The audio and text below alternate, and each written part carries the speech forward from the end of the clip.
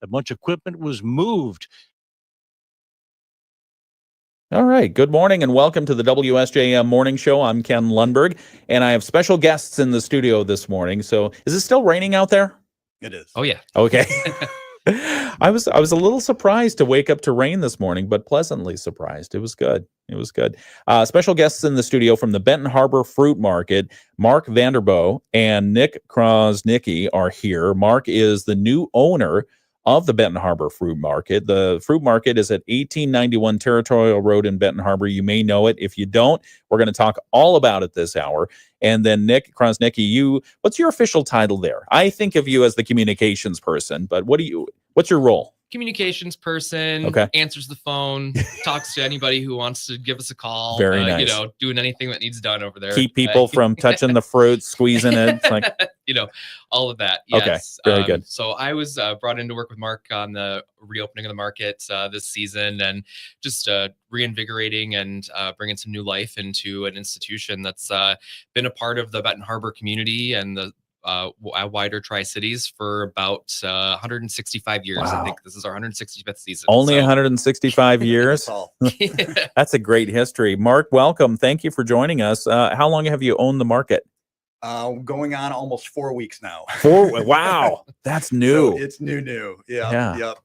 So just really excited about getting in there, kind of breathing some new life into it. Okay. We open on Friday for the first day. The colder weather this spring has slowed it down. We were hoping to open sooner, but crops didn't agree with you. Exactly. Yeah. Okay. So, but it looks like Friday we should have some good selection down there. Outstanding. And 165th year. That's amazing. Only 4 weeks into owning a fruit market. We've got to tell this story. I can't wait. This is going to be fun. So yeah, I mean, my background is I grew up Coloma Watervliet area pretty much my whole life, other than college. Okay. Where'd you go to college? Spring Arbor University. Okay. And swore I was never coming back. And I started a business when I was in college, and I traveled the country, and it ended up being that I didn't find any place I liked more. Yeah. Nice. So I landed back here, ran that business for a number of years, then expanded, started a few others. And just earlier this winter, someone presented me with the idea that the market might be available for sale to the right person. So I gave them my pitch about trying to bring it back to kind of what it once was. And I guess they liked what they heard, and we made the deal, and here you are. Yeah. Okay. Well, there's a lot there we want to unpack, including what business you started while you're in college. So we'll talk about that here in a couple of moments on the WSJM Morning Show. Sorry, just looking at my weather alert. Some potential for some severe thunderstorms in our area in the next 24 hours. So we've got that in the forecast. We'll be talking about that in just a couple of moments. That's amazing. Why didn't you want to move back to the area when you first left for college? I just thought there was so much more out there. Yeah. There's got to be something better. Small town, right? So I went to Grace Christian School in Watervliet. I had a graduating class of 13. Yeah. Wow. Big. So, I expected there to be more better out there. And as I went pretty much everywhere, I didn't find something that had everything that we have here, right? You've got the lake, you've got access to, larger cities like South Bend, Kalamazoo in close proximity. Yeah. Then, we're an hour and a half from Chicago. So just the location, and then obviously the weather. I love winter and summer. So it was just the right place. That's an American story right there. Right. Thought you were going to go find the brass ring out there, but it was under your nose all along. Exactly. All right. We'll talk about this and more. It's coming up right here on the WSJM Morning Show. I want to say good morning to those of you on the video live stream. We'll be here all hour. We'll give you exclusive content behind the scenes, what's happening here. We'll also have local news. That's coming up next right here on the WSJM Morning Show. Credit. 27cash.com is one of the largest personal loan networks. They can help people with any type of credit get up to $5,000, and cash can hit our bank account as soon as tomorrow. When you need extra cash, go to 27cash.com. That's 27cash.com. 27cash.com. WSJM News Now. Team coverage from the WSJM Newsroom on News Talk Sports 94.9 WSJM. Good morning. It's the WSJM Morning Show. I'm Ken Lundberg, and it's 7:05. It's raining. It's Wednesday, June 25th, and we've got some special guests in store for you. We have in the studio already the brand new owner of the Benton Harbor Fruit Market at 1891 Territorial Road in Benton Harbor. Mark Vanderbo is here, and he's also got his communications person, Nick Krasanicki, here with him. And this is going to be a fascinating hour, so sit back and enjoy this. And if you don't want to miss a minute of it, make sure you're on the WSJM app or on our video live stream on YouTube or Facebook, because we're going to talk about the history of the Benton Harbor Fruit Market. We're going to talk about Mark and his background, why he decided to stay in the area after growing up here and own a fruit market of all things. And he's owned it for all of 4 weeks now. You get a lot of fruit in? Do you like fruit? I love fruit. Okay. Yeah. Right? That's good. That was one of the great, things about being in this area. There's so much fresh fruit and produce. Fruit belt. Yeah. Yeah, exactly. Good stuff. All right, so we'll get that whole story. That's coming up in just a couple of minutes right here on the WSJM Morning Show. We're going to get news in just a moment. First off, weather-wise, we've got 71 degrees and some rainfall out there in Benton Harbor, St. Joseph, South Haven. Rain this time of year, that doesn't hurt the fruit, does it? I believe it helps. Are we okay? Yeah, it helps. I'm not a farmer. Well, so. all I know is right around July 4th, you want to be careful with the cherries. Before the cherries are ready to pick, you don't want that big rain because that'll make them swell and burst and that kind of thing. But birds like that. We don't like that so much. All right. South Haven, 70 degrees and rainfall, 71 in Dowagiac where it's raining, 72 in New Buffalo right now where it's only cloudy skies. And it's cloudy and 72 at the South Bend International Airport. The forecast for today does call for partly sunny skies, hot and humid, a 50% chance of showers and storms, a high around 86 degrees. So a little bit of relief from the heat we've had. Tonight's forecast, partly cloudy, a 30% chance of showers and storms. Low around 70, north winds 5 to 10 miles per hour. And then tomorrow's forecast, Thursday, we're looking at partly cloudy, hot and humid again, a chance of showers and storms, a high around 90 degrees. We're going to keep most of that same kind of forecast for the weekend as well. Some news that we're following from the WSJM newsroom now. The city of St. Joseph is applying for a state grant to help it develop a safety plan for its streets and trails. Addressing commissioners this week, St. Joseph City Engineer Tim Zebel said the $300,000 Safe Streets and Roads for All grant from the U.S. Department of Transportation would be used to hire Marsh to conduct a citywide crash study, road safety audits for both major and minor streets, and a review of all the sidewalks and trails. The goal of the grant is to complete a safety action plan that identifies ways to reduce or eliminate roadway fatalities and serious injuries. The grant would also allow us to give additional consideration to planned and potential non-motorized trail routes and crossings, pedestrian ADA improvements, and also enhancements in school zones. With the Michigan Department of Transportation reconstructing Main Street in 2027, this could be an opportunity for the city to adjust the flow of pedestrian traffic in the area to reduce the risk of crashes. Commissioner Michael Fernandez says that makes sense. This helps us figure out how to best get people around throughout the whole city. Commissioner Michael Sorolla wondered if the city would have the resources to implement such a safety plan. Zebel says there are additional grants to do so. Commissioners approved the grant application. The city should learn whether it's approved in the fall. Zebel said if it's approved, the city would likely engage Marsh next year. The $300,000 grant, if it's awarded, would require St. Joseph to put about $60,000 into the program. The Michigan State Police Post in Niles is looking for someone who's apparently stealing packages from homes in the area. Yep, we affectionately know those people as porch pirates. A resident captured video of one of the thefts, and MSP is sharing it on social media now. We've posted it on our website. You can take a look at it at WSJM.com. They're asking people to view it and let them know if they recognize the individual wanted for stealing several delivered packages starting around June 8th from a porch in Durflaw Drive in Royalton Township, that is. If you think you have information that could help police identify the individual in the video, and Michigan State Police says contact them at their Niles post. That's 269-683-4411. After a 2-week delay, harbor dredging is underway in South Haven as the city seeks to keep waterway traffic open for boats. Assistant City Manager Michael Landis tells us the dredging operation was delayed by a couple of weeks by weather. As of Tuesday, however, the crew was back out clearing the outer harbor at the South Haven pier heads. We are currently in the process. They're out there today on the 24th, finishing up some more dredging, and hopefully we will have the beach nourishment take place later this week before the big show on the 3rd. Landis says as part of the project, sand will be added to South Beach to keep it healthy and bustling. Beach nourishment is really important as it relates to just general resiliency of the shoreline and increasing the capacity of our beaches for public enjoyment, and just general nourishment for the shoreline is a good thing. It's a protective asset. The crew will remove about 500 cubic yards of material and move it over to the beach. Landis says this is a city project costing about $72,000. The U.S. Army Corps of Engineers typically handles the harbor dredging, but due to excessive shoaling, the city undertook the work itself. Landis says the water is usually about 10 or 11 feet deep. Right now, it's only at 8 feet, meaning some larger vessels can't get in or out. The goal is to have everything finished prior to July 1st, Landis said, so everyone can enjoy a lovely view of the fireworks on the 3rd.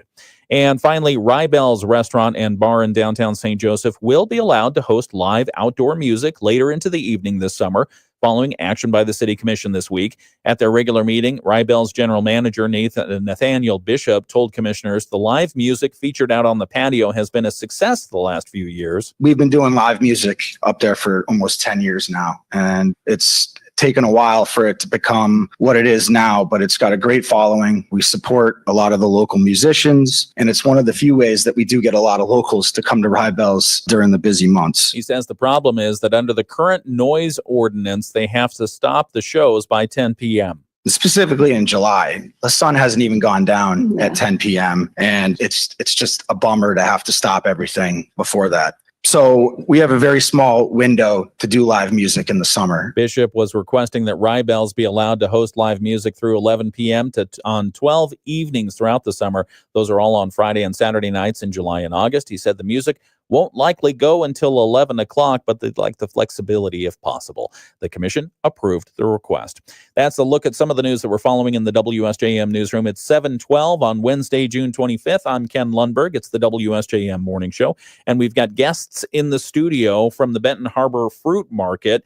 Mark Vanderbo is the new owner of the Benton Harbor Fruit Market. Good morning and welcome. Morning. Thank you for being here this morning. We appreciate it. Thanks for having I'm us. looking for the bushel of fruit. Where is it?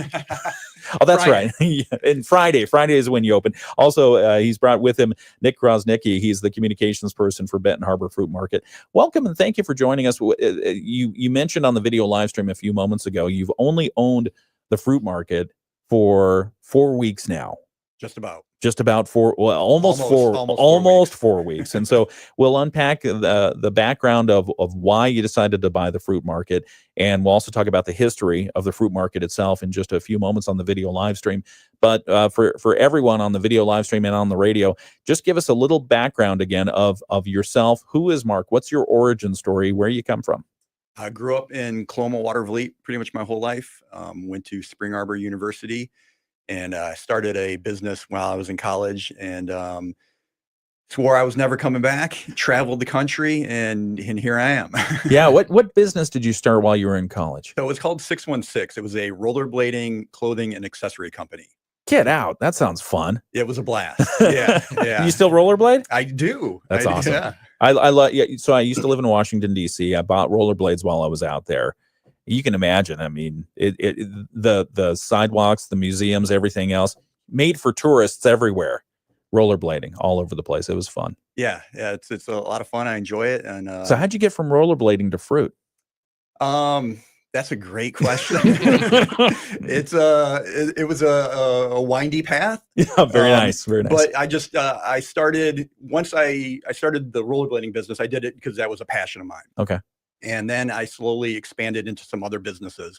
I realized it was business and the complexities and the problem solving that really was interesting to me, not just necessarily because I was passionate about rollerblading. So yeah, after getting into mini storages and real estate and custom cars and watches Wow. sneakers and baseball cards. You did all this as parts of your businesses. Yeah. That's awesome. Yep. And Okay. still have currently about 8 different businesses. Okay. And the fruit market just was something that not only I thought was going to be a good business, but something good for the community, right? Build back an institution that has been here for 165 years. That's great for the local farming community, but also because of its location, I think we can really do a lot of good for the local community surrounding the market, giving access to fresh fruit and produce that they currently don't have as a designated food desert. Okay. Yeah. Food deserts, for people who aren't familiar with the term, it's basically where it's not convenient to go anywhere to get nutritious food or good food or wholesome food before, the 4 major food groups not available at your local gas station. Exactly. And so having those food deserts, having oases in the food deserts is great. So thank you for doing that. We appreciate that. Absolutely. We'll talk about the history of the Benton Harbor Fruit Market. I want to hear more about these different businesses. I can see a plan formulating of what's going to be happening at the Benton Harbor Fruit Market, but it's exciting. It's opening this week.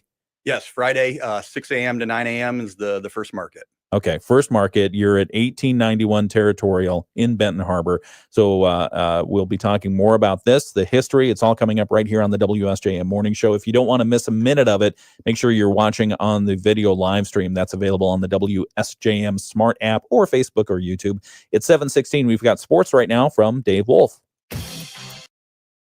Continuing on the video live stream. That's fascinating. So you followed all your passions and made businesses out of them. Yeah, pretty much. That was kind of the goal. What were you studying in school? Business administration. Okay, and all right. management. Yeah. So you know all the ins and outs of balance sheets and all that stuff. So yeah, I had a good basis. Definitely helped me. But I tell everybody I learned more in probably my first 3 months of running the business on my own than I did in 4 years. Yeah, I bet. I bet. So you've got 8 businesses still going at this point. What caught your attention about the Benton Harbor Fruit Market? When did this first come on your radar? Earlier this winter, someone presented that was on the board. They presented me the idea that, again, the market would be for sale to the right person. I think, they were looking for someone that wanted to recreate it, create it. It's been going, but it's been on a downhill slide.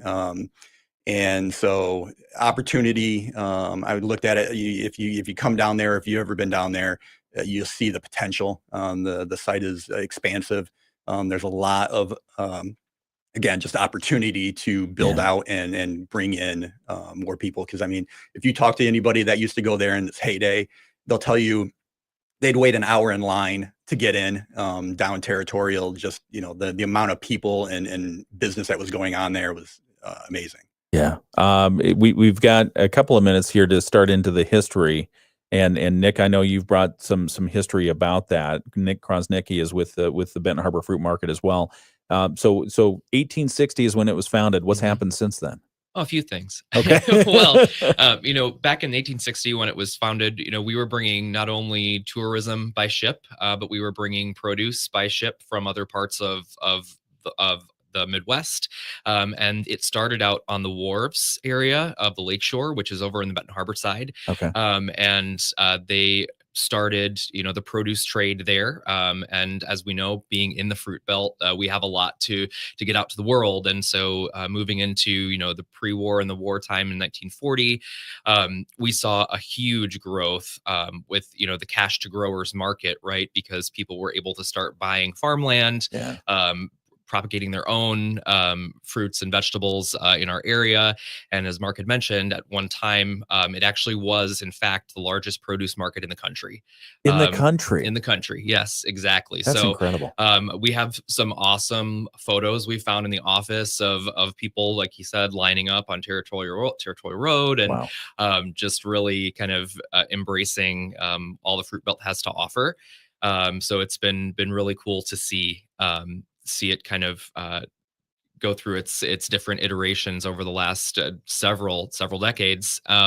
It moved to its current site in 1967, I believe, as a growth problem, right? That's a good problem to have. They needed more space. And so at one time they were operating almost 300 stalls with growers and buyers showing up to barter, trade, and sell produce. And, with its location being within a 4-hour drive of about 25% of the U.S. population, Yeah. it continues to be and will probably always be a place for agricultural commerce. So Yeah, that's exciting. Okay. There's more in that I want to dig into as well. I mean, you think about where was its original location before it moved in 1967? It was on the north side of Benton Harbor. I'm not Okay. exactly sure what cross streets it was on, if you might know. Well, But maybe you let me dig through the office some more, Yeah. find some more photos, Right, yeah, absolutely. find Yeah. some more documents. That Yeah. must have been so cool exploring that. Yeah. Okay. So much history. Hang on just one second. We have to get back on the radio airwaves here. It's 7:20. It's the WSJM Morning Show. We're talking about the Benton Harbor Fruit Market. As possible today. In between, we'll see a little bit of sunshine. This will keep temperatures down a little bit. We'll be in the low to middle 80s this afternoon. Tonight, down to 70. Still some scattered showers and storms. And then for tomorrow, we're back to the heat and humidity with highs near 90. As we head into the afternoon, scattered showers and thunderstorms are possible again. I'm Chief Meteorologist Carrie Peugeot. The Morning Show with Ken and Friends on 94.9 WSJM. Some rainfall still out there. 71 degrees in Benton Harbor, 72 in St. Joseph. In Dowagiac, it's raining, and 71. 72 in New Buffalo, and 72 and cloudy right now at the South Bend International Airport. Good morning and welcome again to the WSJM Morning Show. I'm Ken Lundberg. We're talking about the Benton Harbor Fruit Market. It's reopening on Friday this week, and we're talking with Mark Vanderbo. He's the owner of the Benton Harbor Fruit Market, the brand new owner. I mean, nearly 4 weeks in, and also Nick Krosnicki. He's helping out with the fruit market as well. We were just walking through some of the history from 1860 when it was founded up until now, and it moved to its current location at 1891 Territorial Road in Benton Harbor in 1967. Mark, you mentioned somebody approached you and gave you the idea of, hey, the fruit market needs a new owner. What was your initial reaction? How did you think fruit market? Yeah, no idea is a bad idea to me sometimes. So it was not on my radar by any stretch of the imagination. Yeah. But when I was looking at the site again, the possibilities there are endless, and just really intrigued me on what we could do there. Okay. What is it today? What has it been in the last, say, 2, 3, 5 years that you've seen? So I mean, I think there's a consolidation of farming that's going on that reduces the number of people that need the market. But you're also when you say need the market, maybe expand on that. What does need the market? Who needs the market? So the growers in the area, the farmers, right? Yeah. So family farms aren't nearly as prevalent as they used to be. Right. They've consolidated, and so now you can go, if you're big enough, you can go direct to a Meijer or a Walmart, where you don't necessarily have to come to the market anymore. And that leaves some of the smaller operations, family farms, for instance, out looking for organizations like yours. Exactly. And there seems to be a new kind of movement of these micro farmers, right? That's a big thing now. Yeah. So this gives them an outlet. And so it's kind of a turnover of a different generation, maybe. And so we're hoping to expand on that whole side. So does that mean that you have to cultivate, so to speak, of relationships with the area growers? Absolutely. How does that work, and who do you have?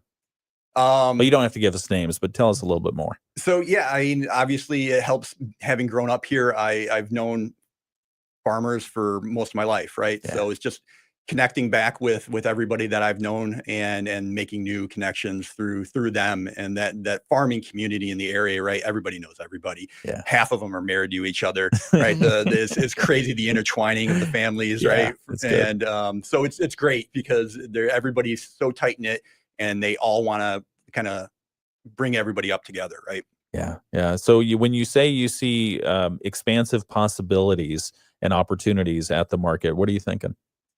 Anything food related, right? We've had conversations with nonprofits that do supply some of the food banks in the area, other people that provide meals, or there's a whole food as medicine movement where you can get a prescription from your doctor for food. Really? Yep. What kind of food?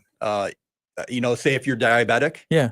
maybe Nick can speak a little bit more on that, but Yeah.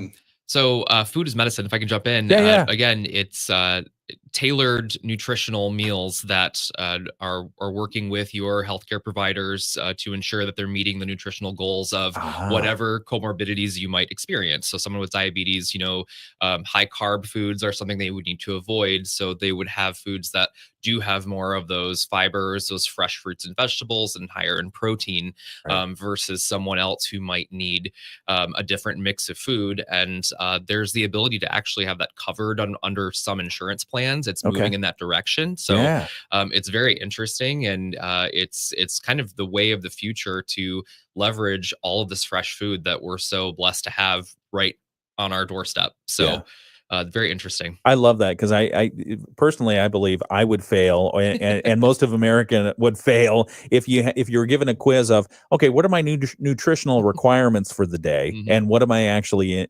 intaking? So that's really cool. I like that. I like that a lot. Okay, what else do you see in the future of the market? Again, just more ancillary businesses surrounding the market. So, two people that we have down there right now are Midwest Packaging, which provide all the packaging for any of the farmers markets or farmers, anything that they need. Yeah. They're there. The other one is Dad's Farm, which is a food distribution company. They're a spinoff from Dad's Market, which is downtown St. Joe. Yeah, love it. And so that provides access to, restaurants or those kind of things that need distribution. And then obviously growers have a kind of a floor with, if they bring something to the market that's unsold, they can go over to Dad's Farm and work out a deal, and they don't have to take it home with them. That is really cool. Paint a picture, if you wouldn't mind, of what does the market look like? If I've never been there, what can I expect when I pull up? So if you're coming in as a buyer, one thing to remember is this is a wholesale market. It's not your typical farmer's market, right? So most of the growers are going to be looking to sell in larger quantities. But there's an entrance. You'll come in, check in as a buyer. We'll give you a badge. Then there's a large canopy with stalls for all the growers that you can wander through and make your deals. Okay, so the customers that you're looking at, they're buying on a larger scale. Give us an idea. Who is that, and what kind of scale are they buying on? Any kind of grocery stores, like a Rogers up to a Meijer, or smaller farm stands that are looking to expand. Maybe they grow a couple items, but they need more, so they can come here and provide those access to those things that they don't currently carry. Okay. If I'm somebody who wants to do my grocery shopping at a local institution, are you for me? Yeah, if you need enough, right? Okay. And that's the great part is we don't get involved in the transactions, right? You are working directly with the growers. Okay. So whatever kind of deals you guys can work out that come, that's up to you. Yeah, that's so maybe somebody can work out smaller quantities. Okay. Like I said, there's going to be smaller farmers there as well, not just larger farms too. Okay. Love that. Yeah. Give us the hours and days of operation. And you're opening this Friday. Yep. We're opening this Friday, starting at 6 a.m. and we go till 9 a.m. And then moving forward until November 3rd, we're open every Monday, Wednesday, and Friday, same hours, 6 a.m. to 9 a.m. Again, check in at the gate, and whether you're buyer or grower, we'll coordinate where you need to be, and you can come check out some fresh produce. That is fantastic. All right. We'll continue this conversation here in just a moment. We're talking with Mark Vanderbo. He's the new owner of the Benton Harbor Fruit Market at 1891 Territorial, and Nick Krosnicki. He is the communications person for the Fruit Market, founded in 1860 and reopening this Friday. It's the WSJM Morning Show. We've got the Bloomberg Market Minute coming up in just a moment. Also, the latest world and national news from ABC. We'll have a new local news preview and our sports. It's coming up next here on WSJM. What would you call? All right, let's see. We're back on the video live stream. Everything good? Are we doing all right? Doing great. Is this what you were looking for? Yeah. Okay, fantastic. This is what I was looking for because this is fascinating. I want to know more about the other businesses that you're in. What was your first business, Mark? So, my first business was 616, the rollerblading clothing and accessories that I started when I was in college. What clothing, what accessories did you develop? So, and how did you even come up with that idea? I mean, I liked rollerblading, so I bought rollerblades. You started a business. Yeah, I grew up skateboarding when I was younger. went to playing basketball and kind of fell away from that. I went to Spring Arbor to go play basketball and quickly realized I wasn't on that level yet. Okay. And I didn't want to live in the gym. Yeah. I actually wanted to try and focus on some classes too. So Yeah. gave that up. Saw someone rollerblading and jumping off some stairs and onto a rail and that kind of stuff. And then it was like, oh, wow, that's awesome. Like, That's I need really to do cool. that. So I started it and met a lot of friends. We actually made a t-shirt for kind of our crew at a competition we went to. Okay. And a bunch of people came up to us, asked us where we got the shirts because they wanted one. Nice. So I started making t-shirts, and next thing I know, when I graduated from college, I needed to do something. So I dove headfirst into it.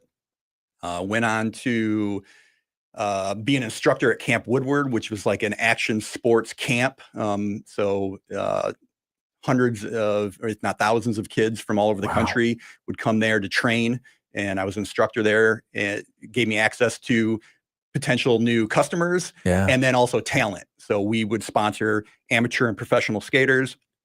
That spun into doing production work for ESPN and the X Games, being a judge at the X Games. Yeah. I started 3 other rollerblading business, then a distribution company that then brought in companies from Europe. And we ended up being the largest distributor of aggressive rollerblading products in North America. That is fantastic. Yeah. You did. So does any of that, do you have any of that still happening? We do know none of the brands exist anymore as they did. 2008, I kind of started to shift my focus on other things. I had a few other businesses going at the time. Things slowed down. Rollerblading kind of fell out of favor. I disagree. No, no, you're right. But we saw a huge boom in COVID, and a lot of my friends still had companies. And so I kind of shifted into manufacturing. So I produce products now for other companies. Okay. I had started a Halo Supercars, which is a custom car shop, in 2009, and gave me access to a lot of manufacturing capabilities that I didn't have before. Hold on. Halo Supercars. Yeah. What is that? So we're a custom car builder in Benton Harbor on Red Arrow Highway. And we build custom cars, hot rods, and then we do a lot of modifications, accessories for exotics. Why aren't you telling me about this, Nick? This is amazing. He wanted to talk about the fruit market. No, that's really cool. So you build custom hot rods. What's name a couple of that you worked on in the last year or so, or the company's worked on? So like we're finishing up a 69 Camaro right now that has a custom chassis, built LSA out of like a newer ZL1 Camaro. So it looks like a 69 Camaro, but drives like a brand new Camaro. Oh, man. With all the modern conveniences and air conditioning and CarPlay and cruise control and all that. That is so cool. Yeah. Fast? Very fast. And that's a great thing. It's got all the power of a new Camaro without all the traction control and nannies.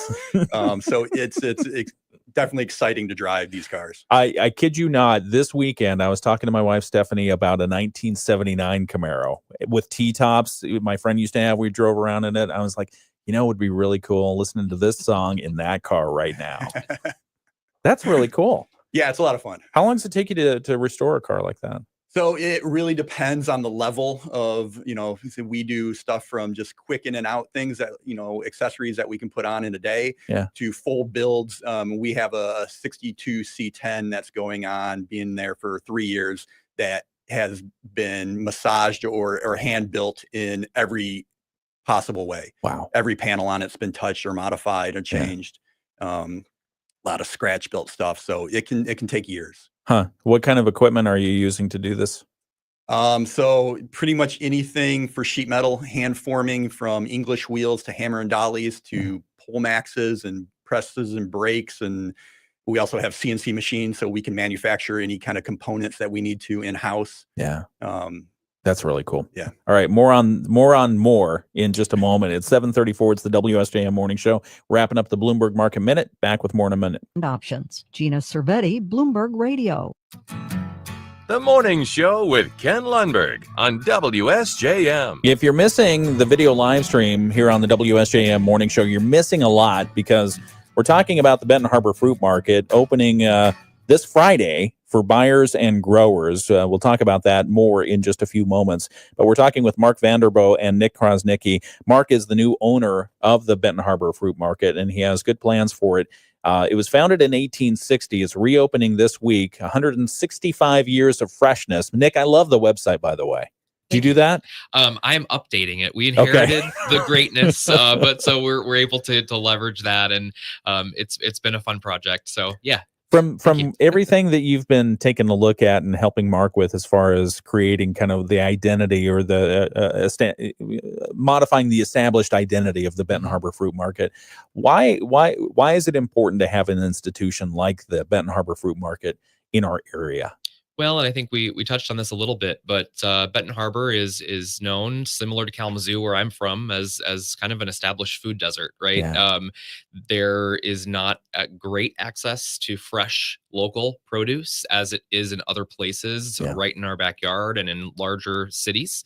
So I think the importance could not be understated, right? We really want to make sure we bring those fresh local produce offerings to the residents of Benton Harbor and St. Joseph in a way that is approachable and affordable, right? So that's one of our many side projects we've been talking about is working with local nonprofits and individuals who work through grant-funded initiatives to bring food costs down and distribute that food amongst the community. Yeah, love that. And we love the local, keeping it local. If we don't have that market and consumers aren't fulfilling what they need through those local channels, then we're left with stuff that comes from out of country. And it's great to have it, but why not get it local? Because it is so much better. The quality is just so much better, and it supports our local economies. All right, we're talking with Mark Vanderbo and Nick Krosnicki. They are with the Benton Harbor Fruit Market. We'll continue the conversation on the video live stream in a few moments, and we've got to get some news, our national news from ABC. We've got local news preview coming up, our sports. It's the WSJM Morning Show. ABC News, I'm Chuck Sievertson. The Iran-Israel ceasefire is still holding. President Trump is disputing leaked early intelligence reports saying that the U.S. attacks set back Iran's nuclear program only a few months. That much equipment was moved beforehand.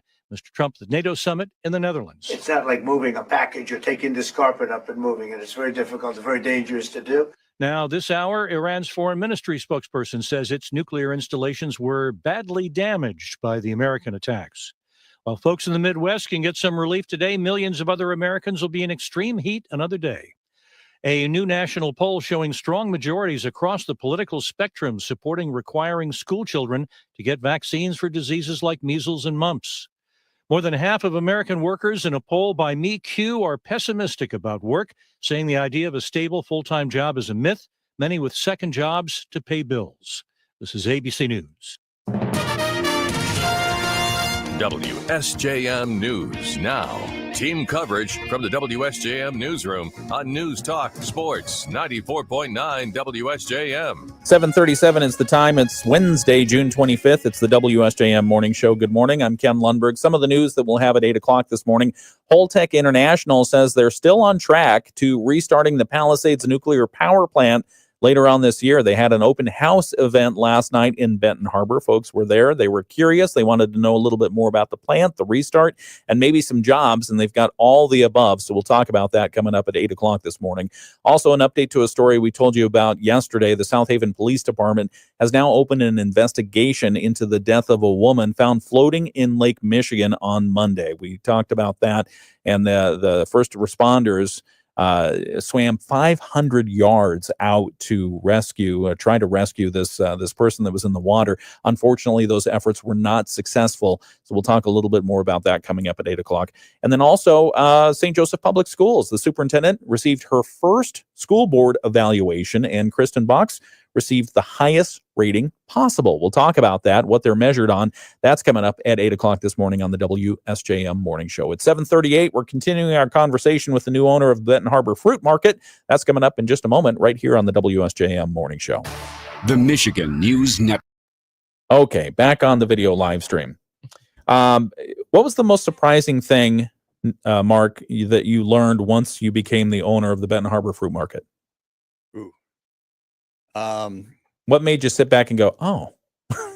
I think just the history. I knew it was there for a long time, right? But never knew maybe the scale that it was, especially when it was the old market downtown. And just learning all about that and the access that it's had to not just our area, but the greater Midwest, and the reach that it's had. Yeah. I mean, to know that it had the status of the largest market of its type in the nation, that's incredible. Right. That's incredible. Did you find any interesting stories to share, Nick? Yeah, I mean, what's been really inspiring brings the history to the present. We've been, reactivating social channels and having a lot of conversations on the phone, on getting that socials. 1860 Twitter channel dusted off is exactly, tough. Exactly. But what's been super inspiring for me is seeing people comment and say, I remember going to this market when I was 6 years old and my grandpa bringing produce in the back of our truck. And I came as an adult and I'm excited to show back up as who I am today. So, we love an origin story here in Southwest Michigan. We love the history and the community of it all. And I think that that's what's most exciting for me to see. And I'm looking forward to meeting some of these individuals and learning more and featuring some of them in a way that kind of ties their personal connection to the market back to Benton Harbor. Yeah, absolutely. What's going to make it successful? What are your metrics for success, Mark? Just being able to serve the community, right? So being able to be a resource for the growers and then the buyers that need these products. And it's not measured in dollars and cents, I don't think, right? I think we're doing something a little bit bigger here with the market. So again, continuing to expand it and provide access. Very nice. You guys sell mushrooms? Will there be a mushroom vendor there? There may be. Okay. I have a running list. You of have produce. a guy? I have a guy, and I have in good authority what we're expecting to have on Friday, so we can run through that at any time. And there's going to be some interesting stuff there. So that changes weekly. We touch base with our growers daily to see what are you bringing, what do you think you can bring out to the market, and so. You can check on our website, shameless plug, BentonHarborFruitMarket.com. Yeah, absolutely. And we would love to share it with you. Okay, BentonHarborFruitMarket.com. And typically, so you're more of the wholesale outlet. But, if I'm sure passersby won't be turned away if they come in and they say, hey, mind if I give you this $20 for that? Sure. Kind of thing? Yeah. Okay. All right. Okay, so we covered the Benton Harbor Fruit Market. You've got, give me the name, Halo Supercars. Halo Supercars. Yep. What's the fastest you've ever been in a car? Did 204 in a McLaren. Whoa. A McLaren. Yeah. That's fancy. Was that yours? It was. Guy is a successful businessman. 204 miles an hour. What did that feel like? Things coming at you really fast. Was it a big road? It was in Mexico. Oh, okay. Very nice. Good Wink, legal disclaimer there. That is nice. You ever been out to the Bonneville Salt Flats? No, that's always been one of the bucket list things to go attend and witness. I hear it's pretty cool. I've not been there, but my son drove across the country recently, and he was in this area, and he said, Dad, he calls me. He says, it's really flat out here. And there's all this talk about salt and stuff. He had never heard of the Bonneville Salt Flats and the speed trials that they do out there. And I don't know I can't remember what the big long tube car was, the blue thing. Remember that? Oh yeah, Blue Lightning or something like that. I don't know. Anyway, cars. Right. Okay. So what else do you do? What are the other businesses? So propane wholesale and transportation, a company called Best Energy. So we provide propane for retailers. Okay. Then I also supply our family business, Alto Gas, which is a retail throughout most of West Michigan. Okay. I have a question about propane tanks. Sure. From a consumer point of view. Sorry, but so this weekend I'm barbecuing and I think I'm out of propane. And so I lift the thing up and it's clearly got stuff in it. So why isn't there a gauge on these things to tell me how much propane I have left before I have to go Well, you should have told me. I would have brought Hank Hill in. Switch today. it up. You have propane guy too? Yeah, right. No. Okay. So it's a little technical, but Can't they put a little gauge on it? they're Or not is that- very the size of the tank, because propane is a gas and a liquid. Okay. It's very difficult to measure. The best thing it is, get some warm water, throw it on the tank. You'll see the line. Oh, get out. Really? Yeah. Because the gas is cold. Yeah, exactly. Okay. And so that'll show me where Great it is. condensation line. And yeah. Oh, smart. Okay. That's probably the biggest takeaway. No, that's But an important one nonetheless. yeah, very important. Okay. So you do propane, you do cars, you still do some rollerblade supplies. Yeah. And then you also do now the Benton Harbor Fruit Market. What's next? Well, there's a few others. There are a few others? Currently, What are there? Papa Lake Properties. We're a property management company, so Okay. we've dabbled in rental properties, just vacant land, expansions, development, mini storage. How are you finding the real estate market right now? So I'm not a real active real estate person, Okay. but I think it's interesting. I think our area seems to be a little resilient compared to friends that I have in other areas that do a lot of it. So, it's interesting. Okay. All right. More in just a moment. We're talking with Mark Vanderbroek and Nick Krosnicki. They are with the Benton Harbor Fruit Market. And as you can hear, Mark's with a whole lot of other stuff. Nick, we should probably delve into a little bit of your background as well. So get ready for that. Yeah. At 7:45, it's the WSJM Morning Show. 419-2387. Scattered showers and thunderstorms possible today. In between, we'll see a little bit of sunshine. This will keep temperatures down a little bit. We'll be in the low to middle 80s this afternoon. Tonight, down to 70. Still some scattered showers and storms. And then for tomorrow, we're back to the heat and humidity with highs near 90. As we head into the afternoon, scattered showers and thunderstorms are possible again. I'm Chief Meteorologist Carrie Peugeot. The Morning Show with Ken Lundberg on WSJM. Well, we still have some rainfall out there. You can expect light rain for the next hour in Benton Harbor, 72 degrees, rain for the next hour in St. Joseph, and we've got cloudy skies up in South Haven right now. At the South Bend International Airport, they're saying it's just mostly cloudy and 73 degrees. We appreciate you being part of the WSJM Morning Show, and let's do our Moody on the Market update for this hour.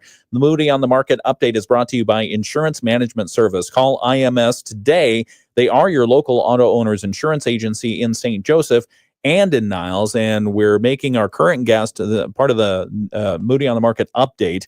Mark Vanderbroek is the new owner of the Benton Harbor Fruit Market at 1891 Territorial in Benton Harbor, and with him here today is Nick Krosnicki. And we've been talking this hour about the Benton Harbor Fruit Market and a few other things, but give us the core message of what you want people to know and take away today, Nick. Yeah, so Benton Harbor St. Joe Institution is reopening and reinvigorated with fresh produce that's open to the public at a wholesale quantity typically, but we would love to have you anyway. Come check us out. We expect onions, zucchini, summer squash, blueberries, and hopefully raspberries. We'll see this Sweet. Friday. Okay. And more as things come off the fields, as we all know how things work here in Southwest Michigan. So come check us out at Territorial Road and give us a phone call if you have other questions. 269-849-8839. I'm happy to connect you with our buyers and grower network, have you on property to experience the market. Okay. And again, you do wholesale, but the public is welcome as well. And it's the Benton Harbor Fruit Market website? Yep. BentonHarborFruitMarket.com. Okay. So if you want more information on that, get that. Mark Vanderbroek is the new owner, 4 weeks in, and new paint job. What's in store? Yep. Lots of renovation. We got 21 acres of property out there. So wow. We'll continue to pick off updates as we can. And but it's definitely a lot of activity going on. Cool. Do you have a number on how many farmers will be there? How many growers will be there this weekend or on Friday? Yeah. I think we're looking somewhere between 15 and 20 to start. It always starts a little bit quiet because, again, with the way spring has been pretty tumultuous weather-wise. Sure. Got to get, kind of get their wholesale quantities up to snuff and ready to produce. So, but we should see many more join by July and August. So, yeah. Okay. Can I ask a silly farming question? How much is a wholesale quantity? That's a great question. So by a bushel, Okay. as an example. So, Okay. a bushel typically would be like, I think somewhere between like 50 or so peaches as an example, Okay. or apples. Like Okay. that. Yeah, I mean, if I'm into serious canning or something like Yep. that, I this is my place. absolutely. I love it. Buy Yeah. for the extended family. Yeah, Yeah. absolutely. Well, we Yep. got a lot of picnics and celebrations coming up, July 4th, et Yeah. cetera. Okay, so it's the Benton Harbor Fruit Market. Your first day of operation will be this Friday, and you open at 6 a.m. and you close by 9 a.m. Yep. So get it done early. Yes. I like that for the hot weather. Okay, if you have more more questions or need more information, you can call them or you can visit their website. Again, the website, Nick. BentonHarborFruitMarket.com. That's your Moody on the Market update for this hour. It's brought to you by Insurance Management Service. Call IMS today, your local auto owners insurance agency in St. Joseph and in Niles. I feel like we have more to unpack, so we're going to do that on the video live stream right now while these messages play. Insurance Management Service, your local. All right, other businesses. I think where we left off. Dream Day Rides. What is that? We are a chauffeur-driven wedding car service. Oh, So we provide new and old. So if you need a Rolls-Royce Phantom or a 66 Jaguar, whoa. we can supply the car you need for your wedding. Do you have anything for sale? Any cars for sale? They're always for Always. sale. Nothing's not for sale. Exactly. Volkswagen vans, anything along those lanes? No, nothing. Okay, keep your eye out. Okay, If you find one, let me know. can do that. The story I love to tell is I built one after finding it being used as a rabbit cage in some farmer's yard. It was literally, he was keeping rabbits in it. That There tracks. was That no tracks. there was no engine in it. It was in a cardboard box or boxes. Had the opportunity to rebuild the engine from scratch, which loved. Nice. I think you Yeah. can identify with Yeah, that. oh, So. absolutely. Yeah, it's great experience. The Lamborghini Countach. Yeah, Ever been in one? I have. It's one of those you don't want to meet your heroes. Oh, really? I had that poster on my wall as a kid. Yeah, me too. And they look amazing. Yeah. They drive horrendous. Really? They are No power steering? they're just really small. You Okay. can't see. Visibility is terrible. Oh man. And you're a tall guy, so They're just AC is like someone spitting hot water at you. It is. You're paying $200,000 for this vehicle these days. Yeah. Wow. They're Okay. They're great to look at. Okay. Just maybe not so much to drive. I like that. What else? Any other interesting vehicles that you want to share? Probably a lot. Where to start? So many, exactly. And people always ask me, what's your favorite, on cars that I own. Yeah. It's like kids, right? Which one's No my favorite favorites. kid? No. Yeah. I love them for different reasons, right? Yeah. Absolutely. So they all serve a different purpose. Thoughts on the Porsche 911, the Target Top? So I am not a Porsche fan. They're obviously great driving cars. 911, you've seen them all. Yeah. To me, they all are so similar. I like diversity. I like oddball stuff. So 911s just don't tick that box for me. Okay. Again, they're incredible driving cars. Yeah. And the engineering is Primo. unparalleled. Yeah. The brand new Corvette versus the old ones. Oof. I've never been a Corvette fan until the C7. Yeah. Is that the new one? That was previous generation, Okay. actually. And the styling just kind of appealed to me finally. Okay. And they just announced the brand new ZR1X, which is like 1,250 horsepower. Ridiculous. All-wheel drive. Yeah. Insane. Yeah. Insane. Man. Let's see. Trucks. So my family has a 47 Dodge Power Wagon we restored. That was originally owned by my great uncle. He bought it new after the war. Wow. He had drove one in the war. And then he had a well drilling business in Covert that he used a power takeoff to drill wells with. And it probably never moved more than, 15-mile radius its entire life. Wow. That is so cool. Yeah. That is so cool. And so it's restored now. Fully restored. Yeah. We've taken to a lot of concourse events and won awards with it. and it's a tank, 30 miles an hour, and it is top speed. Engine sounds like it's going to blow up and it's rattling your teeth out, but it'll pull a house down. Best Mustang ever built? My personal first car, not like my parents hand me down, was a 76 Mustang Mach 2. And nice. So everyone hates those cars. They get a bad rap, but I had the V8, not the 4-cylinder. Okay. And it was probably way more car than I needed to have when I was 17. Anyone with a V8. Yeah. When you were a teenager. My favorite Mustang is the 1969 Fastback. Yeah. That car will live in my mind forever. I love that car. Yeah. We're currently building a 70 Mach 1 for a customer. Which is going to be amazing, full custom chassis. And does his name rhyme with Schmen Lundberg? That's me, Ken Lundberg. So anyway, all right. No, it probably doesn't. We've got more to cover here in just a moment. We've got to get back to the airwaves. It's the WSJM Morning Show. Thanks for joining us. Thanks for entertaining all the different questions. And absolutely. Nick, thanks for allowing it. I know we're here to talk about the Benton Harbor Fruit Market, but we have interesting people. We might as well talk about it. Yeah. All right. Okay, we've got to get back to the show. It's WSJM. The Morning Show with Ken and Friends on 94.9 WSJM. It's the WSJM Morning Show. I'm Ken Lundberg, and we've been talking this hour with Mark Vanderbo, and he's the new owner of the Benton Harbor Fruit Market, and with Nick Krosnicki as well. He's supporting with communications for the Benton Harbor Fruit Market. You do a whole lot of other stuff, Nick, though. Give us a brief rundown on who you are and what you do. Yeah, absolutely. So I grew up in South Haven, Michigan. Okay. Stone's Throw, of course. Yeah. Graduated and went to Western Michigan University, studied public relations and marketing. So a heavy background in all those areas. But I developed a passion for nonprofit and community advocacy.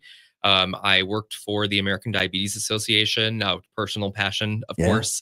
But then, working within the Kalamazoo community for communities of color, the LGBTQ community, very important to me. So I do a lot of advocacy work there still here in Kalamazoo.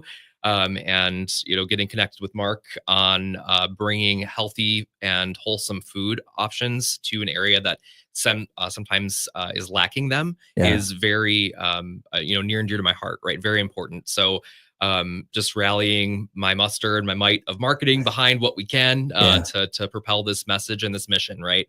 It's something that I'm looking forward to diving into.